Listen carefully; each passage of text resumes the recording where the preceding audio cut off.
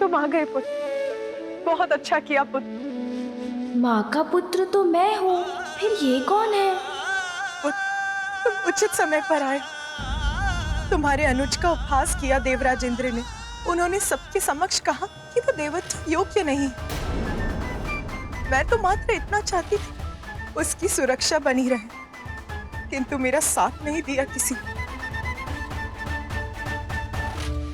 मेरा प्रस्ताव ठुकरा दिया। माता के नेत्रों से अश्रुओं की धारा बही जा रही है। कितने दुखी हैं वो। जो वो कह रही हैं मेरी समझ में भी नहीं आ रहा है, और पिताश्री भी कुछ नहीं कह रहे हैं। यदि आप मेरा समर्थन करते स्वामी, तो देवराज इंद्र इतना कुछ कहने का कभी दुस्साहस नहीं करते। गजानन को लेकर तुम्हारी चिंता मैं समझ सकता हूं। उसी का समर्थन किया मैंने। गजानन को उसके जन्म के कारण देवत्व नहीं प्रदान किया जा सकता। उसे देवता पद इसलिए नहीं दिया जा सकता क्योंकि वो हमारा पुत्र है। उमा, योग्यता तो दीपक के ज्योति के समान अपने प्रकाश से गहन अंधकार को भी भेद देती है। अपना मार्ग स्वयं प्रतिष्ठित करती है। अपने कर्म और योग्यता से ही गजानन को संसार में अपना स्थान बनाना होगा। यही उचित है। उचित है स्वामी, सर्वथा उचित है। मुझे भी गजानन के लिए देवताओं से भिक्षा नहीं चाहिए। गजानन? हाँ पुत्र, मैंने देवताओं की चुनौती स्वीकार कर ली। तुम्हारा अनुज गजानन अपनी योग्यता, अपने कर्म के आधार पर ही देवत्व प्राप्त करेगा, जन्म के आधार पर नहीं। मैं बनाऊंगी उसे देव। मेरा अनुज गजानन? देखो तो, मैं तो तुम दोनों की भेंट करवाना ही भूल गई।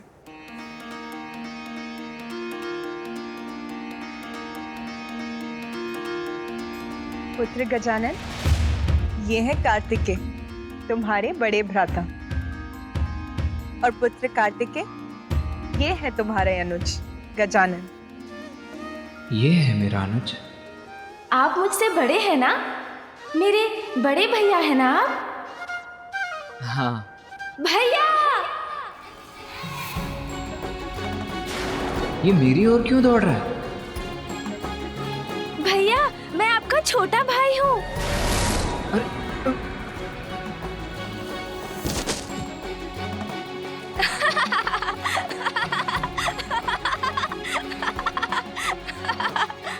भैया, आप तो मेरा भार भी नहीं संभाल सके।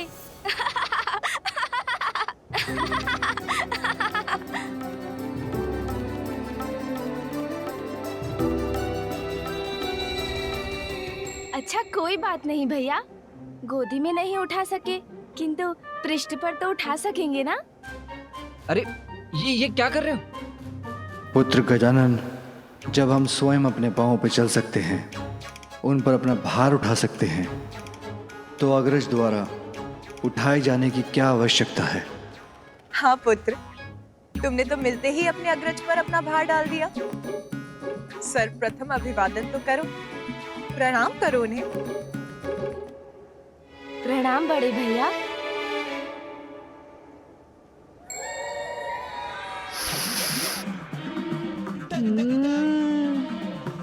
लड्डू पूरी थाल भरकर। भैया, बोलो। आपको आपत्ति ना हो तो आपके पीछे रखे उस थाल से कुछ लड्डू मेरी ओर बढ़ा दीजिए ना। और हाँ, आपको भी खाने का मन हो तो आप भी खाइए। गजानन, तुम्हें तो ज्ञात है ना, तुम अभी लड्डू नहीं खा सकते। खाने दीजिए ना माँ, उसे भूख लगी होगी।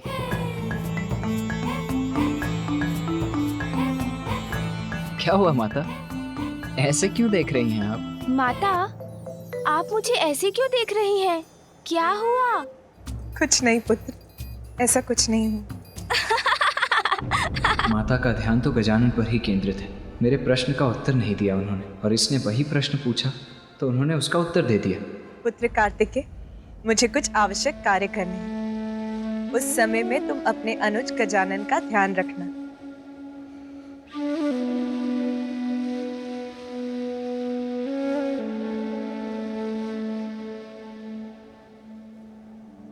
प्रतीत होता है माता को तो मेरी तनिक भी चिंता नहीं। मैं इतने समय पश्चात लौट कर आया हूँ, किंतु न उन्होंने मुझे अपने पास बिठाया, न ही मुझसे कुछ बातें की।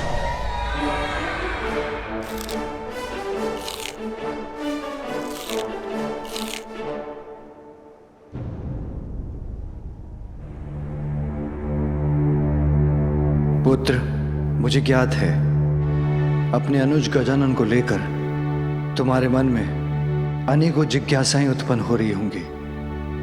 हाँ पिताश्री, मेरे जन्म और मेरे द्वारा ताड़कासुर के वध के पश्चात मेरे दक्षिण जाने के समय आपने माता को एक और संतान देने का वचन दिया था, किंतु ये गजमुख गजानन मेरा अनुज कैसे हो सकता है? तुम्हारे अनुज के जन्म और गजमुख प्राप्त करने के पीछे भी एक कथा है।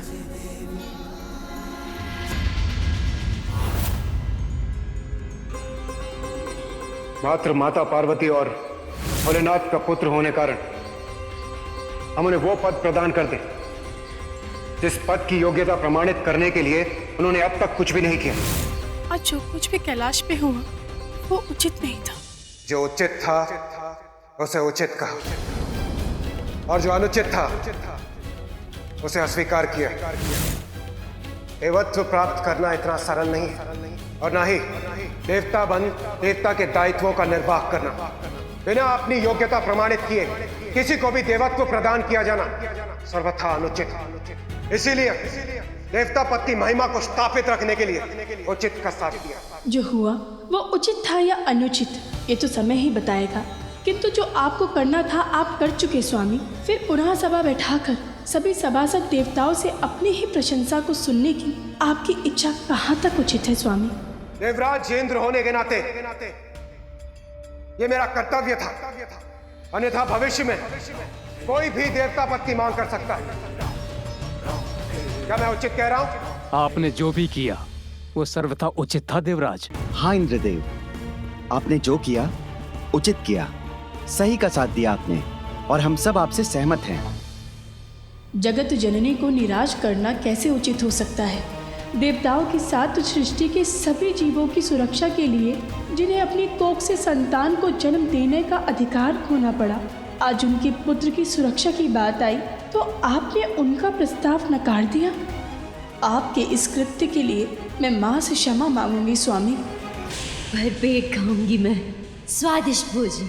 उस बालक ने अब तक तो सिंदूरा का वध कर ही दिया होगा। अब मैं बन चुकी हूँ पाताल लोक की रानी।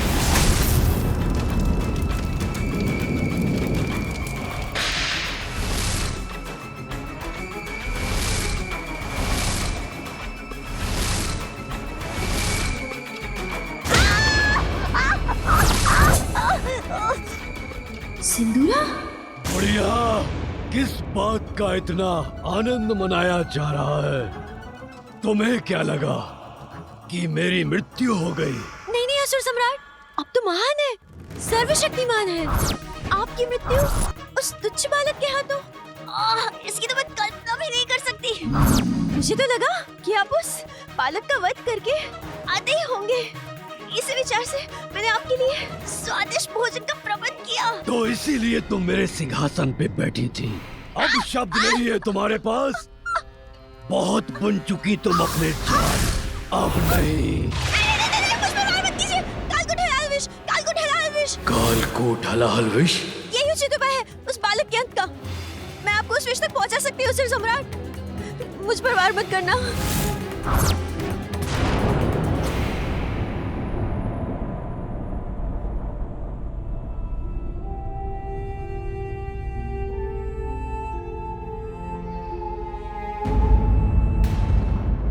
मेरे पीछे मेरी परछाई बनकर कौन आ रहा है?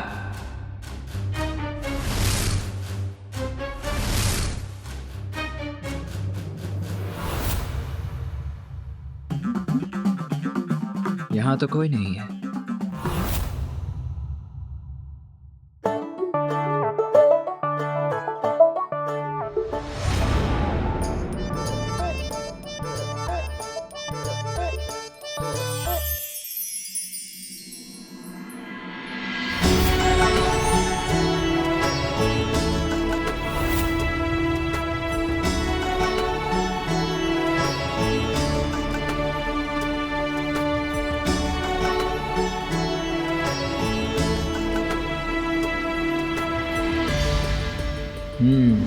तो जो भी था उसने कक्ष में प्रवेश कर लिया है। अब तो उसका सामना करना ही होगा। माँ, मेरा मन बहुत अशांत है माँ। आज जो कुछ भी हुआ वो उचित नहीं था। मेरे स्वामी से जो भी भूल हुई उसके लिए उन्हें क्षमा कीजिएगा माँ। मैं आपसे विनती करती हूँ।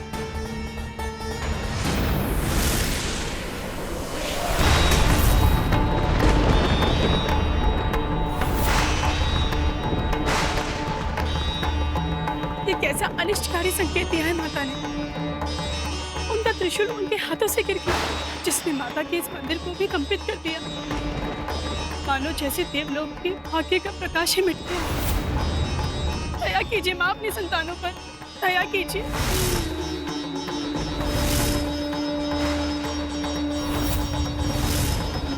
अदा तो अत्यंत कुपित प्रतीत होती। उनके कोप के प्रकोप के कारण कहीं अनर्थ ना हो जाए।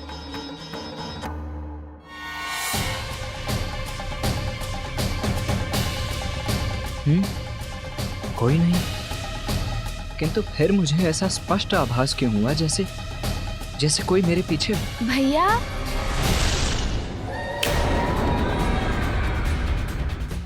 किसे ढूंढ रहे हैं? बार बार पीछे मुड़कर देखते हैं किंतु कोई दिखाई नहीं देता।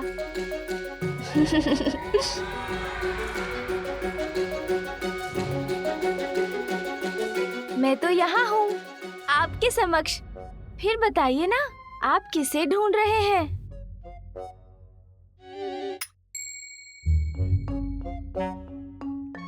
मेरा दंड बालकों की क्रीड़ा के लिए नहीं है गजानन, इससे तुम्हें हानि हो सकती है।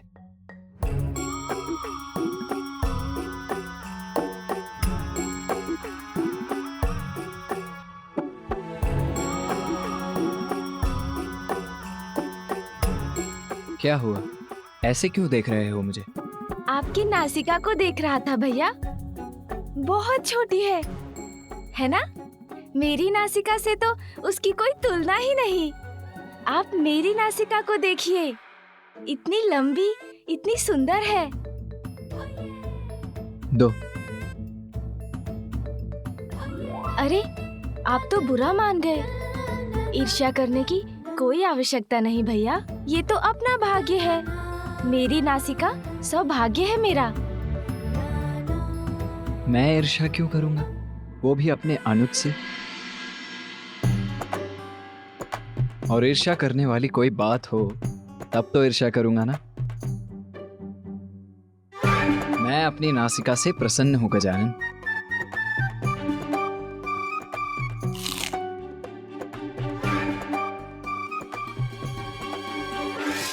अब आपको कहना ही होगा ना कि आप प्रसन्न हैं। दूसरी नासिका तो प्राप्त नहीं कर सकते ना, और नासिका भी छोटी है। कोई बात नहीं, किंतु आपका शरीर कितने दुर्बल हैं आप। प्रतीत होता है ठीक से खाते भी नहीं आप। वो किस कारण? आपका मुख भी छोटा है क्या, इसलिए?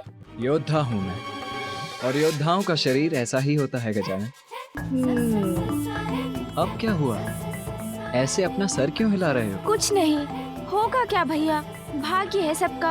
अब मुझे देखिए, माँ मुझे प्रतिदिन अपने हाथों से स्वादिष्ट फल खिलाती है, दुग्ध पिलाती है, तभी तो मैं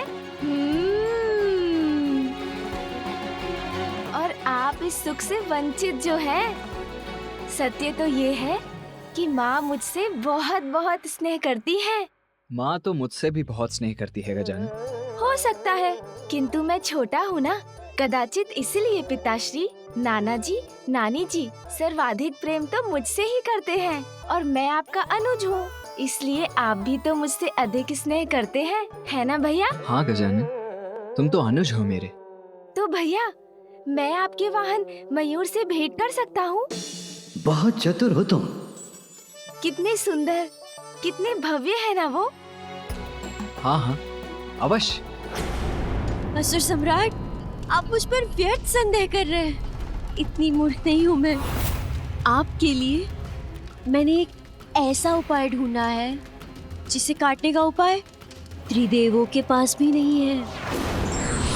क्यों बुढ़िया, तुम अपनी प्राणों की रक्षा के लिए कोई नवीन कुचक्र तो नहीं बना रही हो? तुम्हें ज्ञात भी है किस कालकूट हलाहल विष की बात कर रही हो तुम? त्रिदेव भी जिसे नहीं काट सके वो है हलाहल विष। वो तुम्हें कहां से प्राप्त होगा? कुचक्र नहीं असुर सम्राट, कुचक्र नहीं। ऐसा उपाय है मेरे पास जिसका वार कोई नहीं तोड़ सकता, जिसके पास ये अत्यंत प्रचंड विनाशकारी विष है। याद है मुझे उसका नाम, और वो है राक्षसी जिम्भा। जहां एक ओर देवराज इंद्र के साथ अन्य देवता थे, वहीं दूसरी ओर असुर सम्राट चक्रवर्ती बलि के साथ थे समस्त असुर। और तब मंथन के समय सागर से निकला कालकूट हलाहल विष। कालकूट विष के कारण संपूर्ण जगत में विनाश का संकट छा गया। यहाँ तक कि देवताओं की दिव्य शक्तियां भी उस विष से उन्हें सुरक्षित रखने में असमर्थ थी। देवता और असुर दोनों ही ये समझ गए थे कि यदि अब उनकी कोई रक्षा कर सकता है तो केवल महादेव ही कर सकते हैं। महादेव तो देवता और असुरों की सहायता के लिए प्रस्तुत हुए, किंतु देवी पार्वती को इससे आपत्ति थी। स्वामी, पार्वती, मुझे जाना ही होगा, अन्यथा ये हलाहल विष विनाश का सागर बन संपूर्ण सृष्टि को लील जाएगा। नहीं स्वामी, मैं आपको कहीं नहीं जाने दूंगी। सृष्टि की रक्षा के लिए स्वयं को संकट में डालना ये मुझे स्वीकार नहीं। जब तुम मेरा कवच बनकर मुझे सुरक्षित कर रही हो तो भला मुझ पर क्या संकट आ सकता है? मेरे प्रति अपार प्रेम के कारण तुम ये भूल रही हो कि मेरा अनिष्ट असंभव है। तुम्हारा प्रेम ही मेरी सुरक्षा है उमा। सुहागन धर्म की मर्यादा के अनुरूप तुम्हारा आचरण मेरा जीवन कवच है। अपनी मांग को सिंदूर से सुशोभित कर तुम मेरी दीर्घायु सुरक्षित करती हो।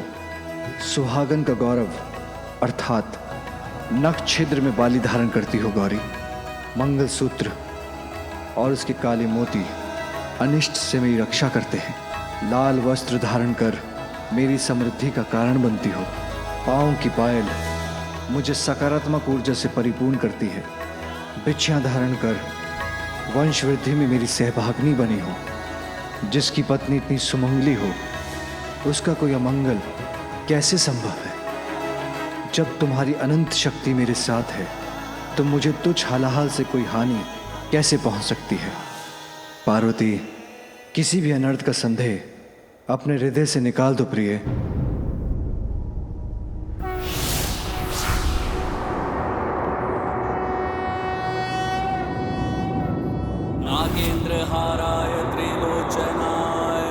और फिर महादेव ने उस कालकूट हलाहल विष का पान किया।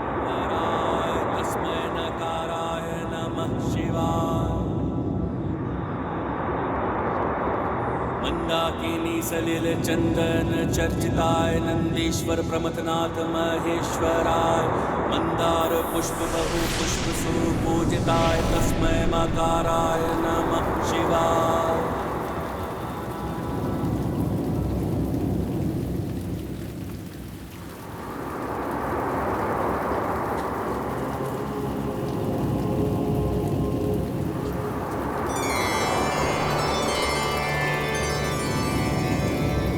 और फिर देवी पार्वती ने महादेव की ग्रीवा पे अपना हाथ रखकर विष को वहीं रोक दिया।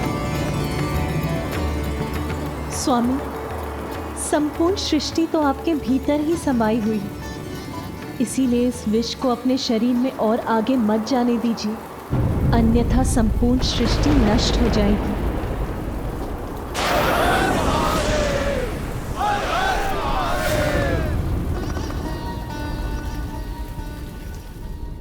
शिव गाथा मत सुनाओ मुझे, उपाय बताओ उस बालक के वध का। कालकूट हलाहल एक ऐसा विष है जिसे स्वयं महादेव भी अपने शरीर के भीतर नहीं ले सकते। सागर में शेष कालकूट हलाहल विष की एक बूंद सागर की गहराई में निवास कर रही एक राक्षसी के पास आ गया और वही कालकूट हलाहल विष उसकी सबसे बड़ी शक्ति बन गई और वो राक्षसी है जृंभा।